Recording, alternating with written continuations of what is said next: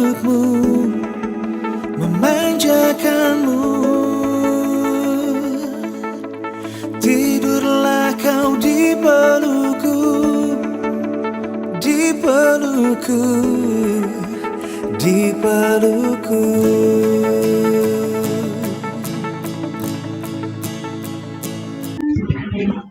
Selamat sore Kak. Ya, selamat sore. Siapa namanya? Revi apa Dewi panggil? Kak izin memperkenalkan diri dulu. Nama saya Revi Adesa Dewi Kak, dari program studi pendidikan musik Universitas Lampung tahun 2020. Ya. Sebelumnya mau mengucapkan terima kasih sama Kak Rino karena sudah menyempatkan waktunya dan memberikan kesempatan kepada saya hingga bisa wawancara di sore hari ini. Kak Rino, apa kabar Kak? Ya, baik. Terlalu copot. Baik, alhamdulillah baik. Alhamdulillah. Iya. Gimana? Ini dari ini ya, Unila ya? Iya Kak, dari Unila. Oh iya. Mungkin ini Kak, minta Kak Rino untuk memperkenalkan diri dulu Kak. Ya, saya Rino Adriano Akbar. Apalagi ya, profesinya sementara ya bisa dibilang musisi, wira swasta. Apalagi ya, tinggalnya sih sekarang di Jakarta. Kemarin itu di Lampung, tapi di Lampung masih ada rumah sih, jadi masih sering bolak-balik gitu. Kalau di Anima itu saya jadi gitaris. Wah, berarti Kak Rino ini tergabung ke grup Anima Band. Iya. Tapi ini Kak, sebelum bicara ke grup bandnya, saya mau tahu bagaimana perjalanan Kakak bisa terjun ke dunia musik. Apakah dari hobi Kak? Apakah memang tertarik sama musik itu sejak kapan Kak? Kalau di musik itu sebenarnya awal itu dari pengaruhnya dari orang tua ya, dari almarhum bapak dulu. Jadi beliau itu dulu waktu kami masih kecil-kecil itu suka dengerin musik gitu. Jadi kayak Queen atau sampai musik-musik tradisional daerah, sama terutama band-band luar sih. Beliau kan senangnya dulu country gitu. Kalau bandnya tuh Queen dulu. Jadi country musik itu kayak John Denver, terus Kenny Rogers gitu-gitu kan. Dulu ada masih zaman CD kan, dulu kaset CD gitu. Nah, dari situ mulai mungkin ketertarikan di musik ya. Nah, ketertarikan musik pun dari situ. Jadi waktu SMP itu belajar gitar itu awal SMP, SMA sering-sering ikut festival dulu kan, ada festival sekolah tuh. Dulu itu macam-macam, kalau nggak ada gitar saya di gitar, kalau nggak ada main bass di bass, muter tuh kadang drum tapi ya nggak mendalami gitu. Jadi cuman ya namanya naik SMA kan cuman sekedar fun aja kan. Nah, setelah itu kuliah di Bandung dulu, akhirnya kuliah di seni rupa dulu. Kuliah di Bandung di seni rupa. Ya awalnya di seni rupa. Sesudah itu bapak meninggal tahun 2002 itu. Nah akhirnya karena secara ekonomi juga kayaknya nggak memungkinkan untuk melanjutin sekolah di seni rupa kan. Karena kalau seni rupa itu kan kalau di seni rupa itu biaya tugas kan cenderung lebih mahal daripada biaya kuliah gitu. Seni rupa itu kan tugasnya banyak praktek gitu kan. Jadi otomatis waktu beliau meninggal secara ekonomi kayaknya nggak memungkinkan untuk saya lanjut di situ karena ada adik juga yang kuliah, yang baru masuk sekolah kan. Nah akhirnya pilihannya waktu itu adalah tetap kuliah di Bandung dengan biaya sendiri atau pulang ke kampung gitu. Kebetulan kampung saya kan di Sumatera Barat. Di mana? Nah karena sudah di Bukit Tinggi kampungnya. Nah, lanjut lagi. Waktu itu pilihannya adalah pulang atau stay di Bandung tapi biaya sendiri kan. Nah, akhirnya saya milih biaya sendiri waktu itu karena saya malas buat pulang kan karena belum selesai lah kuliahnya atau apa gitu. Akhirnya saya pindah kuliah ke jurusan komunikasi. Pindah jurusan ke komunikasi. Habis itu untuk membiayai kuliah itu saya ngeband kafe. Dulu di Bandung kan masih musim reguler kafe, pengisi di kafe itu. Nah, dari itu saya dulu jadi kuliah sambil kerja di kafe itu, pengisi acara, pengisi tiap hari lah, tiap seminggu itu kebagian 4-5 kali gitu. Nah, di situ awalnya akhirnya kuliah ya biaya dari situ. Dan akhirnya ketemu sama anak-anak anima itu kan kebetulan di Bandung. Nah, waktu itu memang saya bukan pendiri, jadi saya ditawarin masuk karena memang waktu itu bawakan karya sendiri gitu. Kalau kita kan sebagai pemain kafe itu kan bawakan karya orang lain ya, bawain karya orang lain, kadang ada jenuhnya juga gitu. Dulu itu sebenarnya cuma rasa penasaran gimana sih rasanya bawain karya-karya sendiri kan gitu. Akhirnya gabung sama Anima, tapi si band kafenya nggak ditinggalin juga karena memang itu untuk kebutuhan kuliah dan kebutuhan hidup kan waktu di Bandung. Jadi dulu itu double, Anima bawain karya sendiri, band kafenya bawain karya-karya orang gitu. Nah, akhirnya itu nyari-nyari label segala macam, itu macam-macam tuh cerita, udah ditolak-tolak segala macam. Akhirnya keterima label itu tahun 2005 bikin satu album. Sempat ngundurin diri juga saya 2012. Habis itu sekarang habis Covid kemarin kita bikin lagi gitu.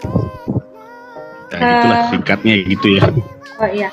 Nah, mungkin Kak Rino tadi kan dari SMP katanya tertarik sama gitar. Itu kalau boleh tahu kenapa Kak bisa senang atau tertarik sama alat musik gitar? Karena dulu itu dulu itu sebenarnya kan kalau pesonanya, kalau laki itu kan dulu biasanya kan kalau sekolah-sekolah itu kalau bisa main gitar itu kayaknya diterima di tongkrongan gitu. Jadi khususnya gitar kan dulu kan gitu kan. Terus juga waktu itu kakak saya dikursusin gitar dulu. Saya malah dikursusinnya dulu organ, bukan keyboard ya, organ. Dulu ada organ. Saya dikursusin organ sama almarhum itu. Justru saya tidak tertarik ke instrumen itu, malah yang sering dimainin malah gitarnya kakak gitu. Berarti jadi gara-gara itu. Berarti Kak Rino sendiri pernah les tapi ke organ ya Kak, bukan ke gitar. Kalau ke gitarnya organ dulu ya. Berarti ke gitarnya lebih ke otodidak.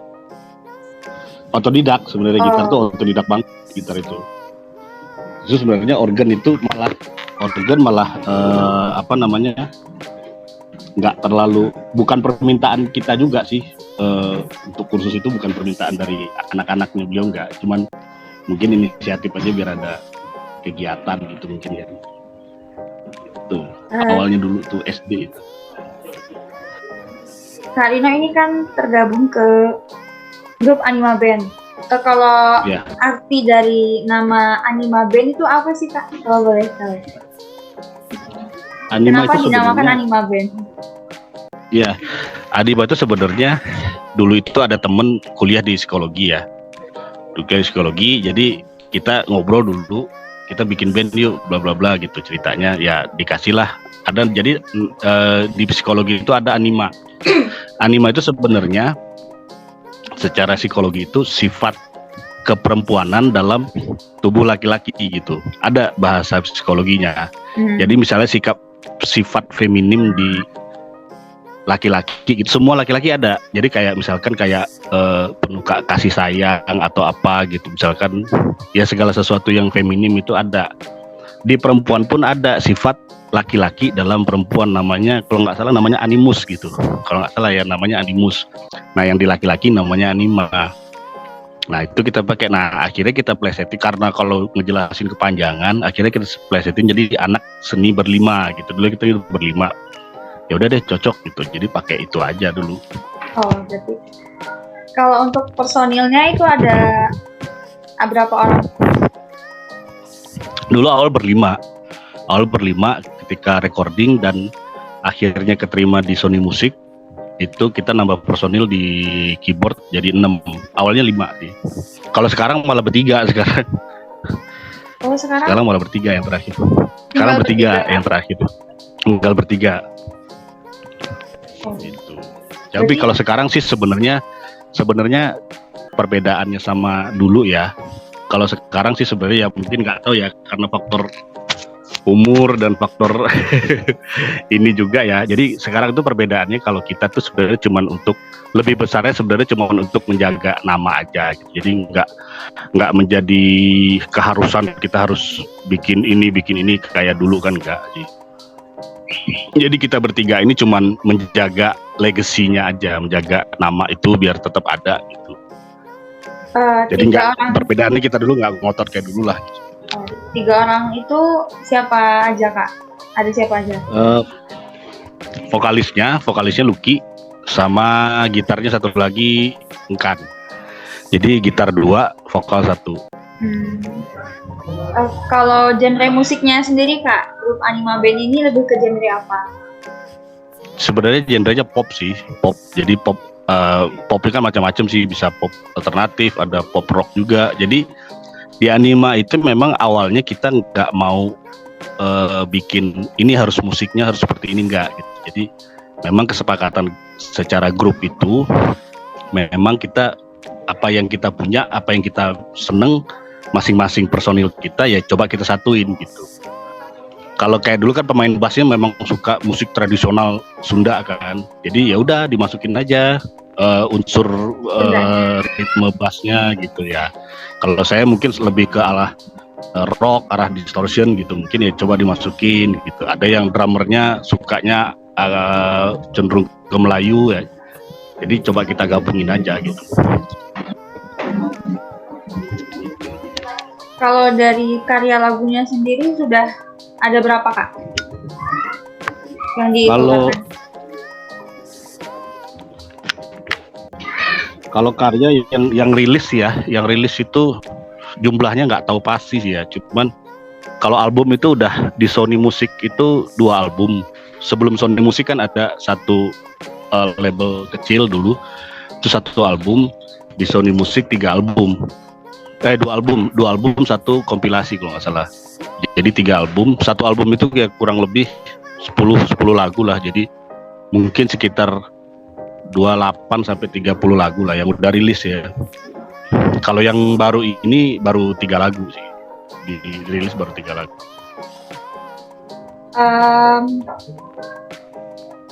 Kan lagu yang pertama kali kalau nggak salah di pas viral itu lagu berjudul Bintang kan Kak ya? Iya. Nah itu saya tahu karena melihat channel YouTube-nya dari Kak Rino, grupnya itu baru-baru ini tuh di remake lagi ya Kak? Atau diproduksi ulang? Ya itu karena itu sempat sempat ada kasus gitu dulu. Jadi yang bikin itu gitarnya satu lagi si Engkan itu tadi. Jadi sempat ada kasus karena lagu itu dibawain sama penyanyi lain tapi tanpa seizin beliau gitu. Dan nama penciptanya diganti kan. Dulu sempat sampai sidang di Jakarta Barat, Pengadilan Perdata. Saya juga sempat jadi saksi waktu itu. Akhirnya untuk menguatkan itu ya kita rilis ulang dengan rasa baru lah gitu.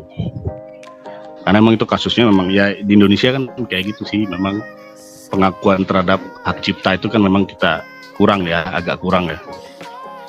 Itu. Ini Kak, bukannya mau membandingkan lagu Bintang yang diproduksi dulu sama yang dengan sekarang. Tapi kalau perbedaannya itu ada nggak Kak dari produksi yang dulu sama yang sekarang? Apakah dari konsepnya atau dari unsur musiknya? Kalau yang perbedaan yang pasti sih unsur musik ya. Unsur musiknya lebih ada instrumen-instrumen lain gitu. Jadi kalau dulu kan lebih ke orkestralisasi ya. Kalau yang awalnya itu jadi stringnya banyak gitu. Kalau sekarang lebih ke apa ya, synthesizer gitu. Lebih ke apa ya, banyak. Saya juga kalau teknisnya ya di gitar tuh saya banyak main delay juga, ada namanya delay kan. Jadi sebenarnya lebih ke unsur instrumennya sebenarnya. Cuman kalau lirik sih masih sama, cuman penempatannya aja. Jadi itu sebenarnya tujuannya untuk menggait apa ya istilahnya, untuk ngambil ini loh. Dulu kan Bintang itu punya pasarnya sendiri di tahun 2005 2006 itu, dan mereka sekarang mungkin udah pada nikah, udah pada umur juga kan. Jadi untuk yang generasi baru ini mau nggak mau kita harus nyesuaiin sama konsep musik sekarang gitu. Lebih ke itunya sih sebenarnya. Kalau menurut kakak sendiri nih, produksi ulang itu penting nggak kak dalam sebuah band? Tergantung ini ya, tergantung dari tujuannya. Tujuannya apa? Tujuannya kalau kita kan waktu itu Anima itu tujuannya adalah untuk mereminder penggemar dan mengambil penggemar baru gitu, yang mau dengerin karya kita gitu. Tujuannya tergantung tujuannya.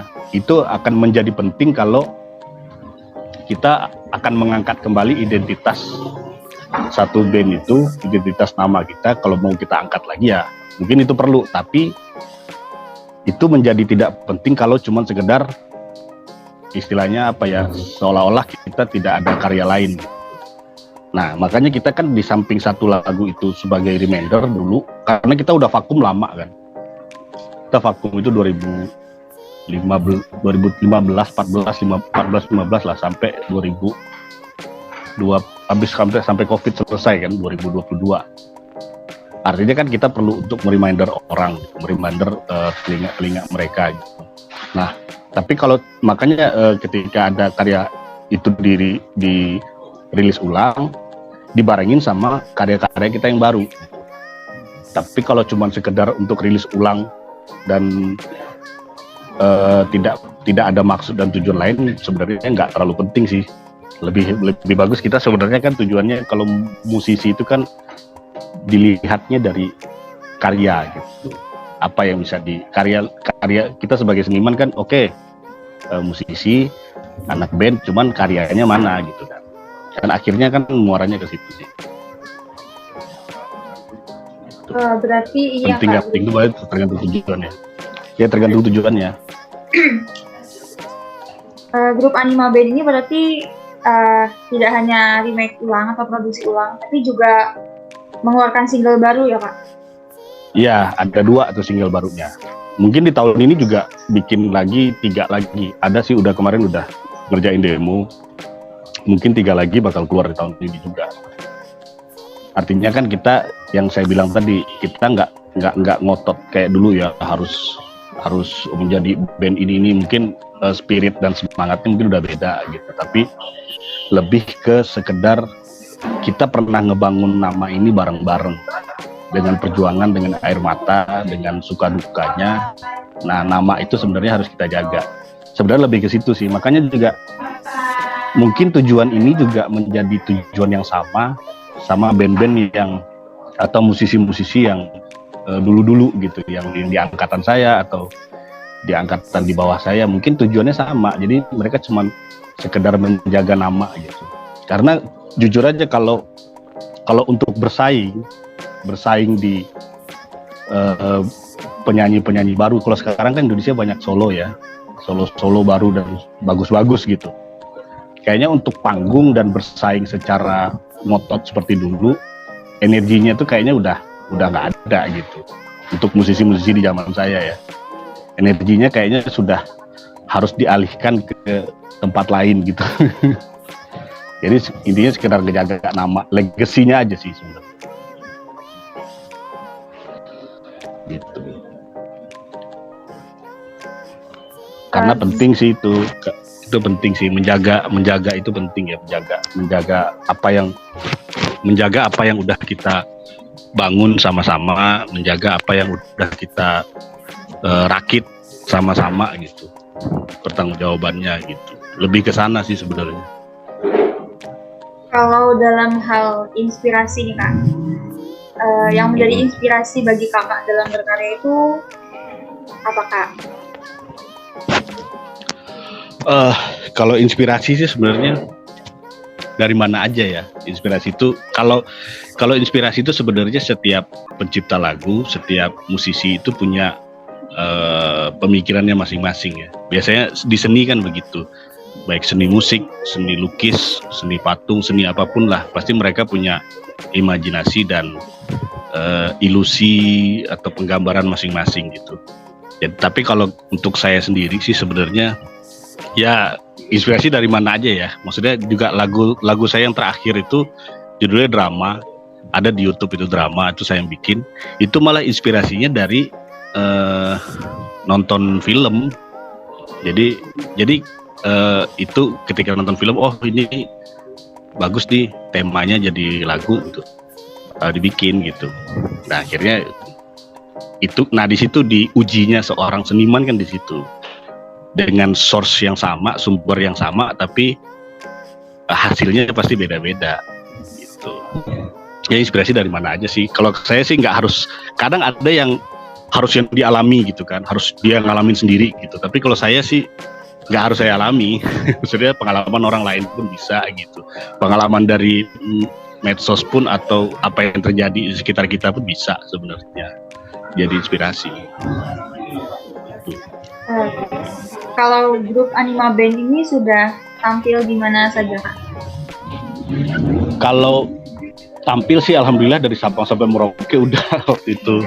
Jadi dari Aceh sampai Papua, karena dulu juga kebetulan kan kita di Indonesia Timur itu, Indonesia bagian timur itu cukup bagus lah sambutannya gitu. Jadi udah kemana aja, udah Aceh sampai Papua, Sorong, Jayapura, Ambon, Makassar, udah kemana aja. Malaysia, kalau luarnya paling Malaysia sama Hong Kong waktu itu. Kalau selama manggung Kak, ada pengalaman yang paling berkesan? Banyak sih, pengalaman banyak ya, karena kalau saya sih ngelihatnya setiap panggung itu adalah saya bisa merasa bersyukur di situ gitu, karena saya nggak pernah nyangka bahwa orang bakal datang. Kalau di daerah kan gitu kan, orang ketika ada satu pertunjukan orang akan datang dari manapun gitu, dari orang pun akan rela menempuh perjalanan sekian kilo gitu. Nah itu buat saya itu satu penghargaan luar biasa, dan nambah ini juga ya, nambah silaturahmi, nambah pengetahuan bahwa Indonesia ini memang luas dan beraneka ragam gitu. Cuman pengalaman-pengalaman yang nggak lupa itu mungkin ya kayak apa ya biasanya ada kayak keributan gitu-gitulah, keributan. Juga dulu ada, kita pernah main di perbatasan timur-timur, itu kotanya namanya Ende apa Keva gitu, lupa. Antara Ende dan Keva lah namanya, dulu perbatasan timur-timur. Jadi ternyata di situ untuk nonton kita, orang itu pakai baju daerah, bawa tombak, bawa panah gitu-gitu kan. Itu satu pengalaman yang wah beda sama kota besar gitu. Zaman dulu tuh masih begitu. Ternyata setelah saya tanya, ini terakhir musisi di sini siapa? Oh ada Bumerang 5 tahun yang lalu gitu kan. Jadi 5 tahun yang lalu, jadi baru kita lagi datang ke situ. Jadi itu satu, wah itu rame dari istilahnya suku-suku pedalaman segala macam itu keluar semua itu. Walaupun dengan alat seadanya ya. Kita pertunjukan beda kan, kalau pertunjukan di kota besar dia mungkin vendornya bisa nyari alat yang standar kita gitu. Tapi kalau di daerah pelosok itu kan kadang ya mereka dengan apa adanya, alatnya diusahakan maksimal udah segini ya. Mau nggak mau kita the show must go on kan. Nah jadi kayak gitu tuh, pengalaman kayak gitu tuh di pengalaman hidup sebenarnya. luar biasa gitu. Jadi ya saya juga bersyukur banget bisa dapat pengalaman dan menginjakkan kaki di daerah-daerah di Indonesia ini. Itu sih. Kalau untuk pencapaian nih Kak, apakah ada pencapaian atau target yang belum dicapai di grup band ini? Kalau target sih sebenarnya saya rasa udah karena satu target kita kan karya kita didengar orang, dan itu beberapa orang pun sampai sekarang pun masih menjadi lagu favorit mereka gitu, terutama yang bintang ya. Kadang-kadang di YouTube itu kan komentarnya juga, oh ini lagu waktu saya masih pacaran, sekarang udah jadi istri saya, gitu-gitu kan. Itu satu pencapaian yang luar biasa gitu. Kalau target sih udah sih, pencapaian tuh udah, saya rasa sih udah. Sebagai musisi ya sudah punya album, sudah punya karya yang didengar orang, ya itu udah cukup sih. Cuman untuk pencapaian sih sebenarnya yang lebih berat adalah bagaimana kita menjaga nama Anima ini tetap ada gitu. Karena bagaimanapun ya, ini yang saya rasakan sendiri nih. Suka tidak suka, mau tidak mau, bagaimanapun saya pribadi ketika bertemu orang baru, memperkenalkan diri, mau nggak mau bajunya Anima sebagai gitaris Anima itu masih lekat gitu. Walaupun saya tidak memperkenalkan diri sebagai anggota Anima, tapi orang menganggapnya masih begitu. Akhirnya saya berpikir bahwa oh memang orang mengenal saya sebagai gitarisnya Anima. Iya, mau nggak mau saya ya gimana gitu. Gitu. Ya kan sekarang pencapaiannya adalah gimana menjaga itu agar tetap baik namanya. Gitu. Kalau grup Anima Band ini pemasarannya sendiri atau mempromosikannya itu lewat apa saja Kak? Kalau dulu sih kita kan dulu kan kita ada label ya yang ngurus itu ya, label dan manajemen yang ngurus untuk masalah pemasaran atau apa gitu. Tapi kalau zaman sekarang sih kayaknya untuk pemasaran kan udah terbuka lebar ya, lewat media sosial, lewat macam-macam sih. Kalau dulu sih kita awal-awal tahun 2005 itu untuk pemasarannya pun kita sampai datang door to door gitu. Door to door tuh dalam artian kita sempat dulu kan masih zaman CD ya. Kita sempat dulu kita albumnya kita itu kita bagi-bagiin ke supir-supir bus malam di Lebak Bulus. Sempat itu. Jadi kita bagi-bagiin door to door dulu itu. Tapi selebihnya ya dikerjakan label. Untuk skala besarnya seluruh Indonesianya kan dikerjakan label, lewat radio, lewat pemasaran. Kalau manggung pun kita sempat jualan CD juga dulu. Tapi kalau sekarang sih ya lewat medsos lah pemasarannya. Media sosial tuh sekarang. Mungkin terakhir nih Kak, Ya. ada harapan atau pesan untuk teman-teman di rumah apapun band yang sedang berkarir?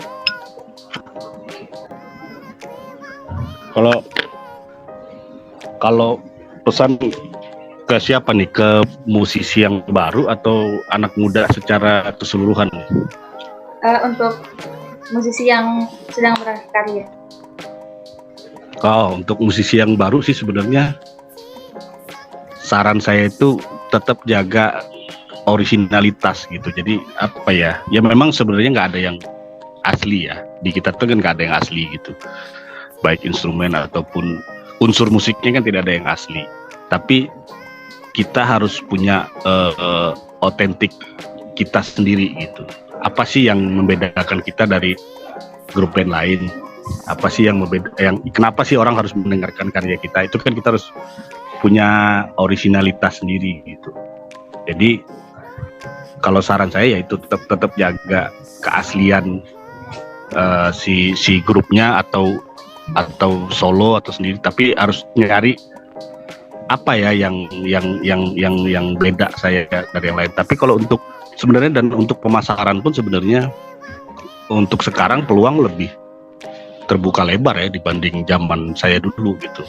Lebih bisa untuk kemana-mana gitu.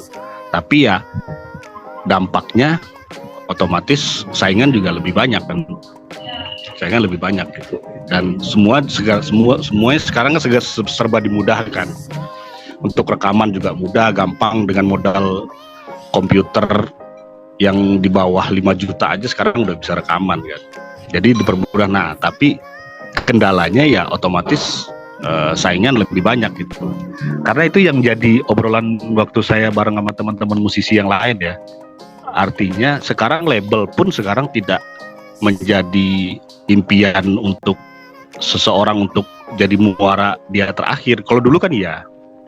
Kalau dulu kan istilahnya kita ngeband harus masuk label gitu. Ngeband harus masuk label, masuk label. Kemudian kalau sekarang sih kita juga udah bisa produksi video klip sendiri, bisa pasarin sendiri. Artinya kan peluang lebih luas. Tapi ya itu saya ingatkan lagi sekali lagi bahwa persaingan pun bakal lebih banyak gitu. Jadi untuk memenangkan persaingan itu ya originalitas itu. Apa keaslian kita gitu. Itu aja sih. Banyak kok yang masih bisa dieksplor tuh banyak banget di musik itu. Cuman mungkin kitanya harus nyari. Kalau kita nggak nyari ya dia nggak bakal datang sendiri juga. Gitu.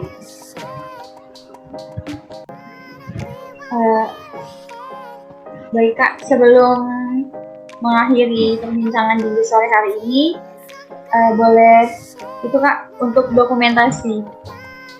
Ya, dokumentasi gimana? Saya harus ngapain?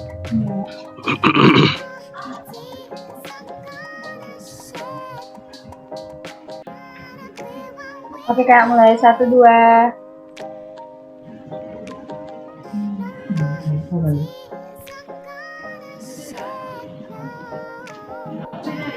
Boleh bergaya Kak mungkin? Ya gimana? Ya gini aja lah kayak.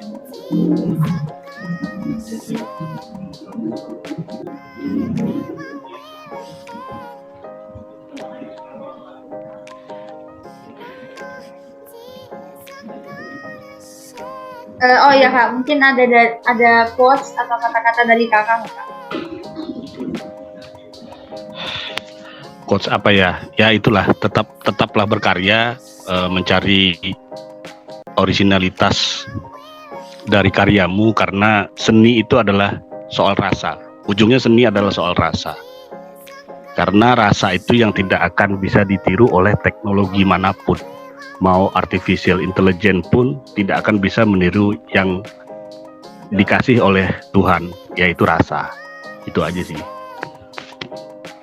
Karena untuk tambahan mungkin sekarang kan banyak ya artificial intelligence yang ya baru-baru ini kan kayak ada suaranya Pak Presiden nyanyi ini gitu kan. Akhirnya kan teknologi itu bakal berkembang terus gitu. Dan makin ke depan mungkin makin bisa.